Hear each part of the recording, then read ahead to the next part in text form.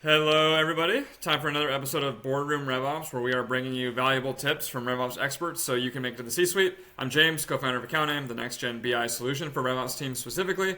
Super excited to be joined by Adam Beebe today. Thanks for joining me, Adam. Yeah, absolutely. Thanks for having me.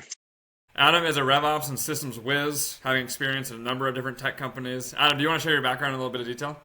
Sure. The old verbal resume. So started out like a lot of people in these sorts of roles, accidental Salesforce admin at a pretty early stage HR tech company many moons ago. That role just naturally grew into I think what was RevOps before a lot of us were calling it RevOps. From there went to a couple other early stage startups, kind of bounced around between sales and marketing ops titles.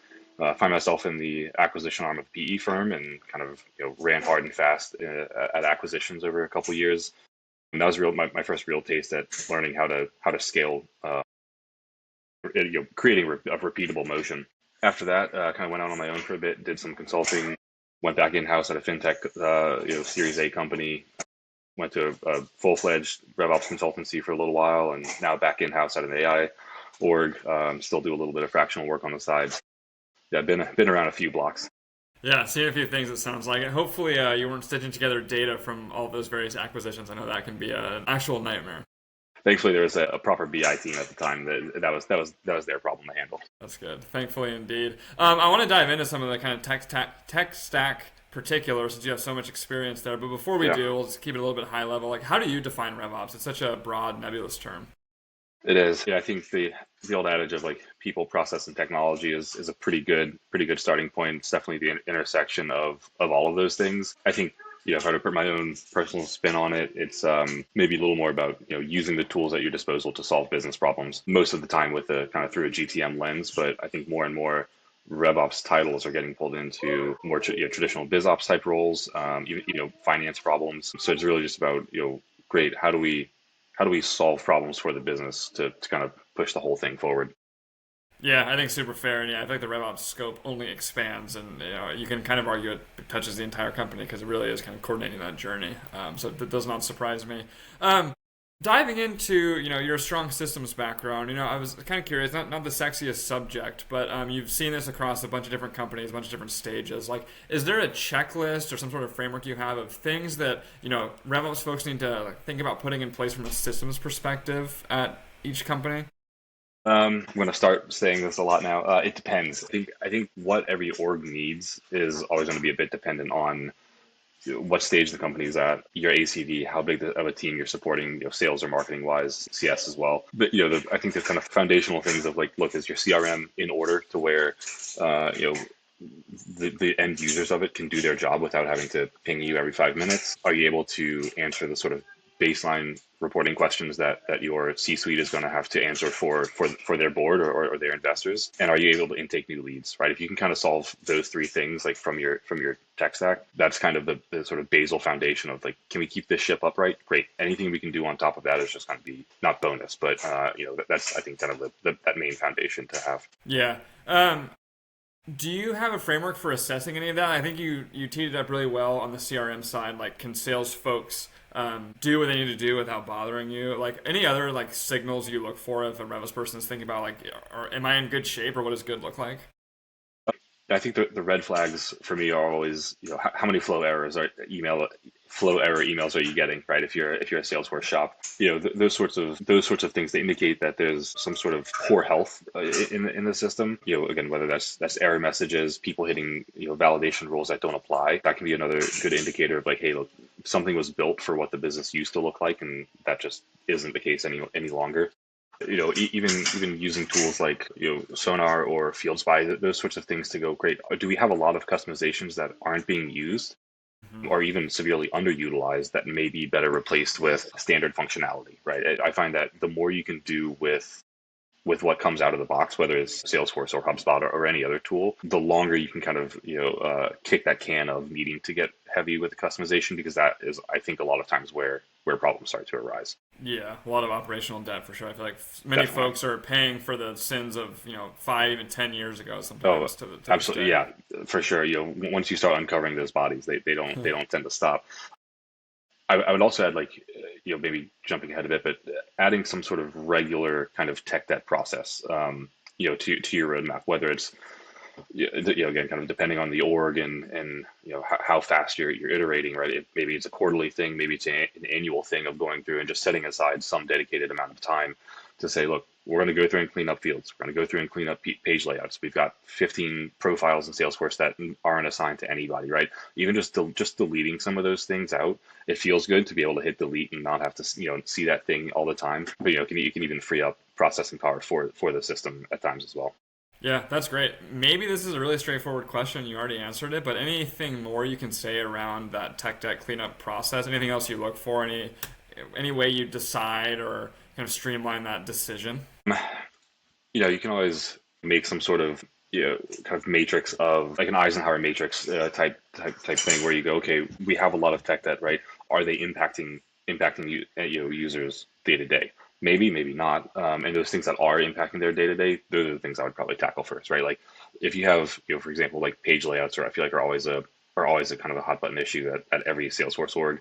Everybody always wants to be cleaned up, or hey, there's fields that aren't necessary anymore. It's easy enough to just kind of hide them from view, and that a lot of times moves the needle for your end users. You can always come back through and do the actual deletion or migrating any data that you need later on. So doing those things that are going to be kind of high visibility or high impact to your end users and the organization that you're supporting, those are the things I would most likely prioritize first. Yeah, that's great. Earlier, when we were talking about kind of like the foundation or the basics or the checklist, you said, you gave kind of like the foundation and you said everything else is bonus. Like, how do you as a RevOps lead assess when it's time to bring in a new tool? Like, there's, a market map of 2,000 things out there. There's always a hot tool of the day. Like, what's your model for thinking about this? I'm really bad at this because my first, like, I always lean towards build, don't buy. I'm going to keep referencing Salesforce because most of my career has been spent in the Salesforce ecosystem. But I think more and more this rings true with HubSpot as well. Salesforce is kind of a like if you can dream it, it can be built type platform. And there's obviously going to be some level of, okay, is it going to cost me more in my own time to build a solution versus something that might be like a $5,000 tool? Like, sure, just go get the easy thing if it solves the problem. But, again, kind of going back to that sort of Eisenhower matrix type assessment of going for any given tool, right? Is it solving the problem, or is it just kind of moving the starting line? Because some tools may just move the starting line, especially if you're doing some sort of tech debt cleanup type project where you go, okay, can I get some sort of export of all of the fields and their usage percentage? That's a great, that moves the starting line. That makes it really easy to get started. But you could probably do that on your own if you really need it, versus something more like a CPQ type solve where you go, look, I'm at an organization that has very complex pricing, maybe consumption based, billing, lots of different layers to that. That's going to take a long time to build and a long time to gather all those requirements, where there's already a handful of very good tools out there that solve that problem. And it's probably advantageous to get that in, get that set up. And when you have problems, now you have a proper support team to go rely on for assistance versus, if you're a team of one or a team of two, even, it can be very difficult to troubleshoot those kind of things and deliver fixes for your users quickly. Yeah, I think that's a really good framework. Maybe you're the wrong person to ask given your bias to build rather than buy, but something I've noticed with RevOps is that, it's often a one or two person team, as you say. People are really busy. They would benefit from getting the leverage of many tools out there. But RevOps doesn't always have like a lot of dedicated budget, or they're not always the best buyers of software. So like when you are ready to buy rather than build, like how do you build the business case internally to get approval? It's a good question. Reporting into a CFO helps because you're a little closer to the budget, so it's sometimes easier to maybe siphon some funds when it does come down to it. ROI is always an easy answer, right? You go, look, if I can tie a tool to some sort of dollar amount, whether that's a pipeline figure or a revenue number, that's always going to make it easier to make the case for that purchase. It's again something like a CPQ type project is going to be pretty easy to kind of tie those dollars, right? You go, okay, we're going to spend X amount, but we know, you tie it to your current ARR, go, well, this is going to impact this our entire revenue base. Something that is maybe a little more, call it like a flashy add-on, right? Like some sort of reporting add-on for Salesforce, whether it's, it is like something off the App Exchange or a standalone platform. That's where it starts to get a little bit harder to go, okay, now you're talking about time saved versus dollars, or dollars in revenue at least. And that's always going to be a little bit harder of a sell. But again, if you can at least make the case of like, look, if I know that this thing's going to save me 5 hours a week, right, you can probably figure out your hourly rate and then at least be able to go to, whoever does hold the purse strings and say, this is going to save you X amount of dollars versus it's going to generate dollars.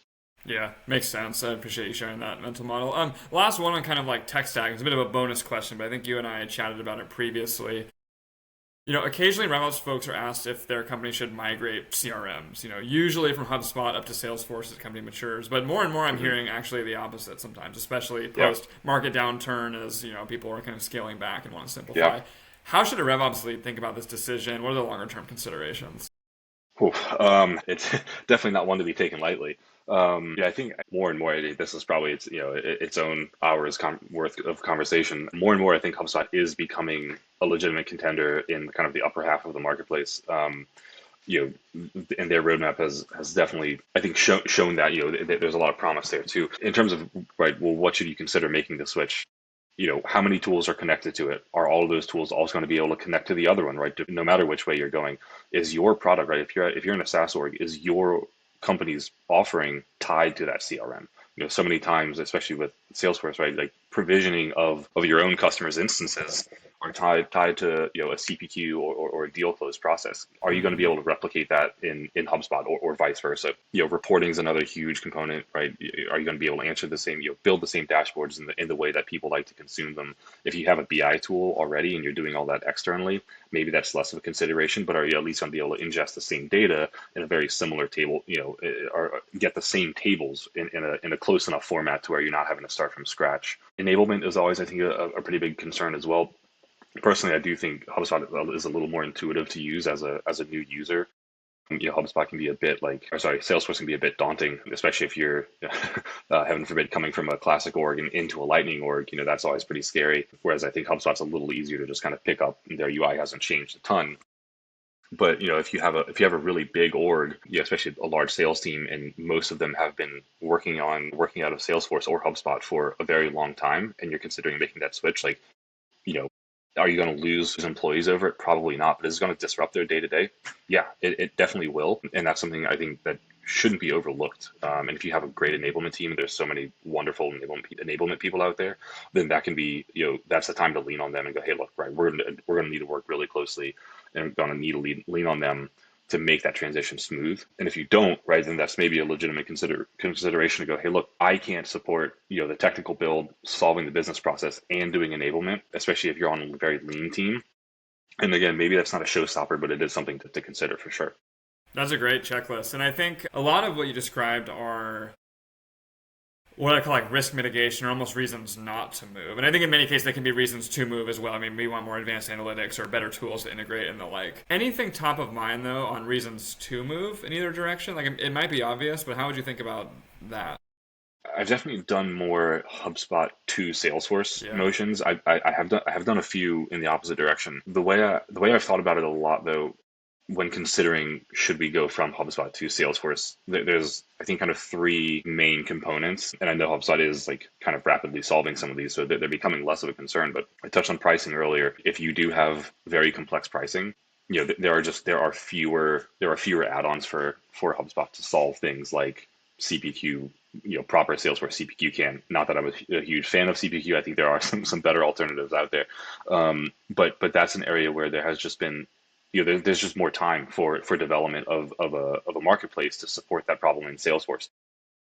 And so that's one area where I think, okay, if you're outgrowing the HubSpot model, or if you're starting fresh, right? If maybe you're getting ready to move out of spreadsheets into one of these platforms, that's one big area of consideration. And kind of maybe if that's 1A, 1B is sort of how does your finance team play into this, right? Are you already connected to your ERP?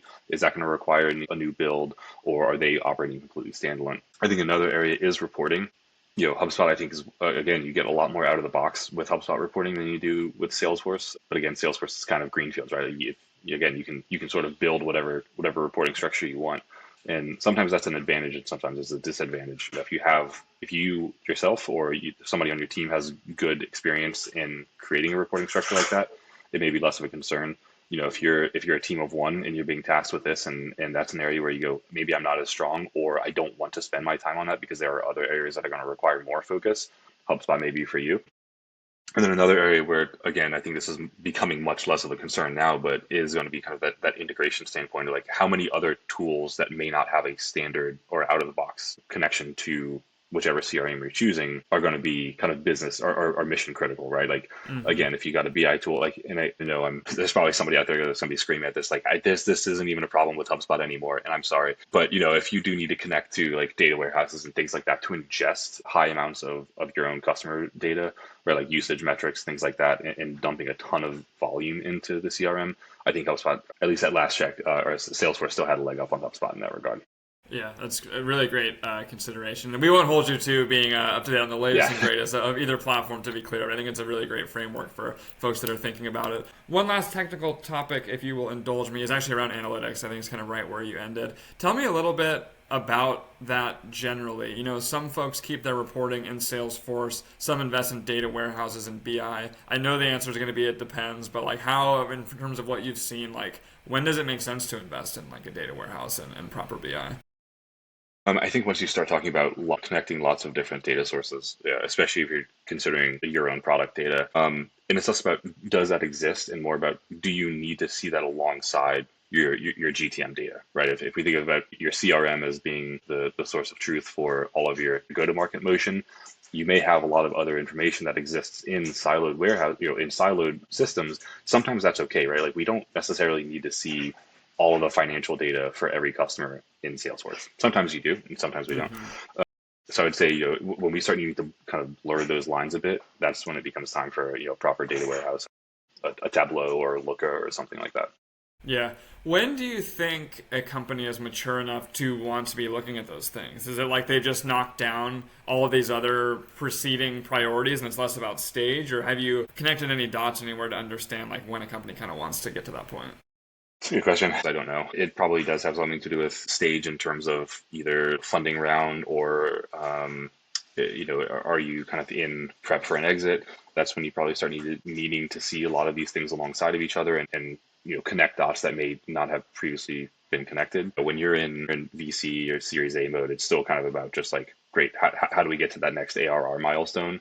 And a lot of times you're not doing, at least I've found that you're not probably not doing that level of kind of deep analysis across all of your different data sources to find those trends. It's more about finding what works in a GTM motion and refining that, I think. Yeah, I think that makes sense. Assuming you've worked with the data engineers and data analysts that kind of coordinate with go to market on the data warehouse and BI side, any advice or like common pitfalls from the RevOps front that you've learned the hard way that you'd advise folks on?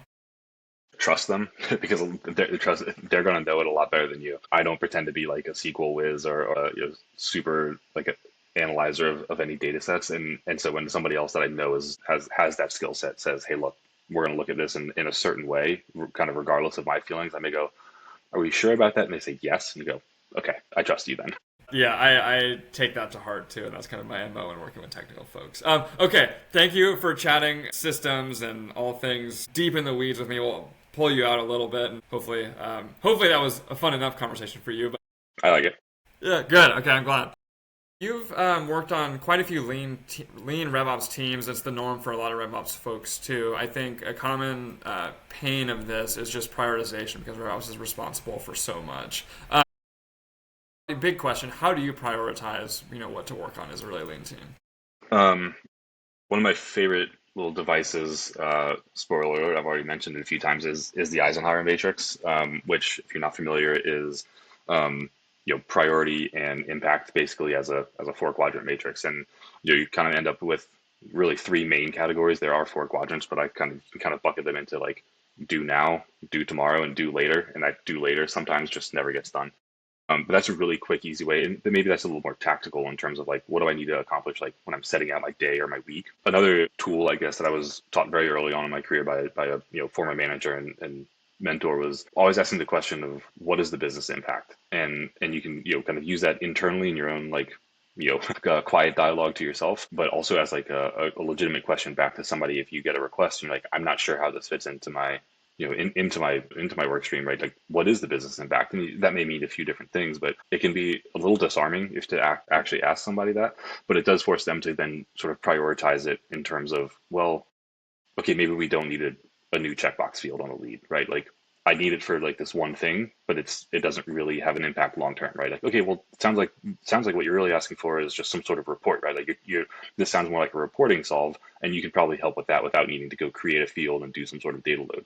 That one has always been that's always been something that I've kind of clung to as like use that in the back of my mind in terms of like, okay, even when doing like kind of quarterly roadmap exercise, and you come up with a list of 15 different things that you'd like to try and tackle, and you just kind of rank them by like what is the business impact for all of these.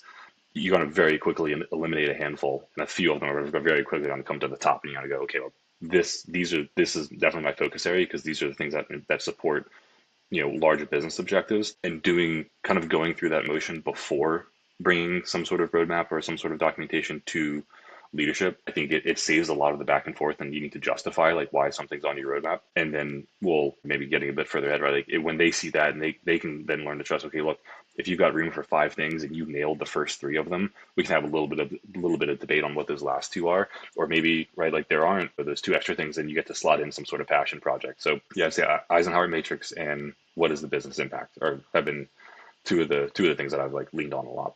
I really like that, and I think you answered my next question, but I'll ask it in case there's anything to add is around like sticking to that roadmap or trading, right? Like in RevOps, so many things come up all the time. Yeah, So like, is that a tool you use to manage like the day to day with senior folks who want a lot of stuff, or how do you manage like the shifting priorities? exactly that. Okay. And again, sometimes it's going to them, and maybe you're not asking it word for word, what is the business impact, right? But you say, okay, well, like, hey, I have competing priorities. Like, is this above another ask that you may have already put on my plate? Or okay, well, cool. Like, I have this other thing. Like, you tell me, is this above or below? Or I'm going to take this. I'm going to go check, right?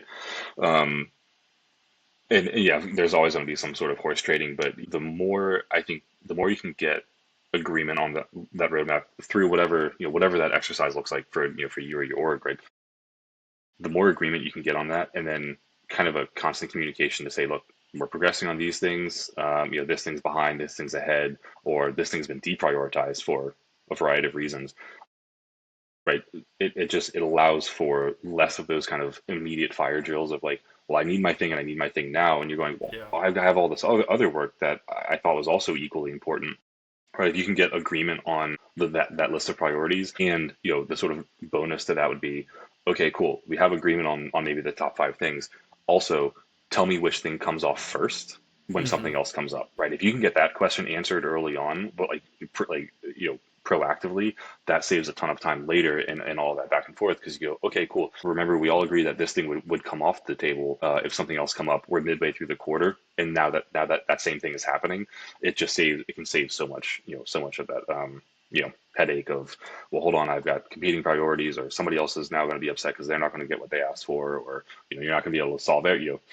Like very unlikely that you'll be able to make everybody happy, but if you can at least be honest with them about who is going to be unhappy, that can save some social capital. Yeah, I think that's really helpful tip, especially the last bit of just already knowing in advance what's going to trade if something does come up, because something does always come up. Any other big unlocks you found being a team of one or a team of two? And this is a big question, but it could be having some aspect of the job like really ticked and tied and done. Maybe it's a tool, maybe it's a framework, like anything else that you feel gives you leverage in like your day to day or month to month. I don't know. I mean, to go back to the kind of roadmap, I mean, honestly, it probably just is this sort of road mapping thing, even when you are a team of one, just to kind of lay out, hey, this is what I anticipate on working on for the next 3 months. And like whoever your leader is, going to them and just being like, tell me if I'm wrong. It can, again, even besides all that kind of horse trading and that sort of stuff, right? It gives you clarity on where you should be spending your time, which can be helpful when those random ad hoc requests do come up. It becomes much easier to go, well, maybe I can choose not to work on that right now, or I know that this isn't going to be